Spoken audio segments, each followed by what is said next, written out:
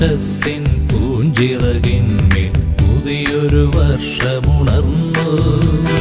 പാരിടമാകെ പാരിനുടയവൻ കാന്തി കതിരു ചൊരിഞ്ഞു. പുത്തനുഷസ്സിൻ പൂഞ്ചിറകിന്മേൽ പുതിയൊരു വർഷമുണർന്നു. പാരിടമാകെ പാരിനുടയവൻ കാന്തി കതിരു ചൊരിഞ്ഞു.